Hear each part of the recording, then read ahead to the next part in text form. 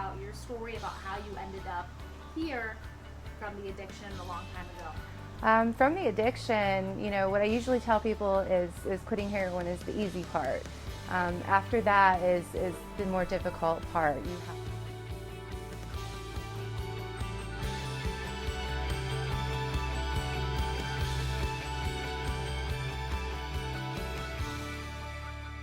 You have to train yourself to think differently. You have to remove that addictive behavior and that addictive behavior way of thinking. You have to change your friends, your atmosphere, the way you react to things, the way you perceive things. And by the time I was 21 years old, I was doing crystal meth and anything to party. It was a constant party for me. Finally, when I got to the point, I was in Indianapolis, I was in a very terrible relationship. It was very abusive. We were living in hotels and there was no structure, there was no security.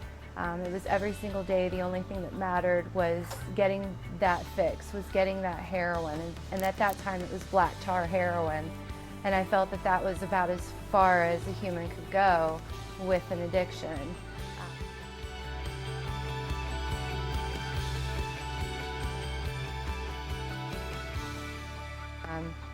And I woke up one day and I literally just said, I don't want to be here anymore.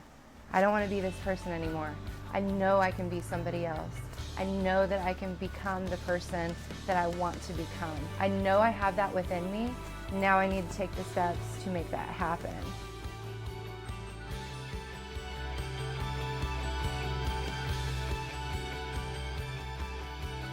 I didn't want to be a slave to a substance anymore. I wanted to depend on what was inside my heart and soul and my mind instead of depending on a substance to make me feel again. And so I knew that I had to work on myself tremendously.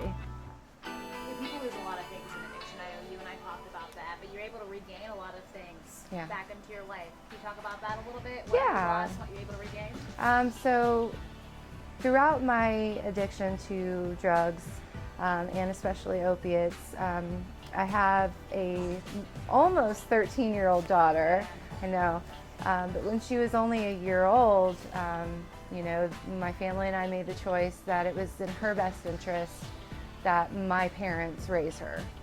And that was a very, very, very hard thing to agree to, but it was in her best interest. And so because of my drug addiction, I was out of her life for a very long time. But back to Middletown, that was one of the first things, the first goal that I made was to start to build that relationship back up. Not just with my daughter, because of course that would be there regardless, but with my parents, with my family.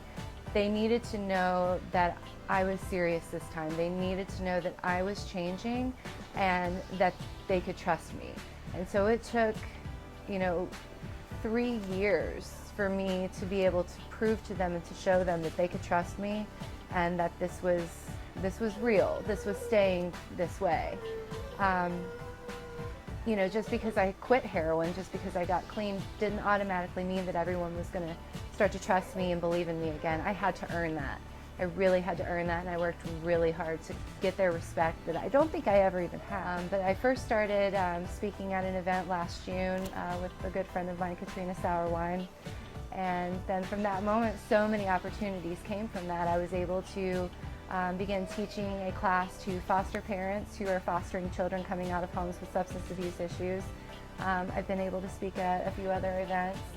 For a person like me who is, used to be a criminal, as a heavy drug addict for a very long time, and here I am, in a beautiful home with great friends and a beautiful life, a wonderful family, an amazing husband, a new baby, a connection back with my older daughter who's here very frequently on the weekends.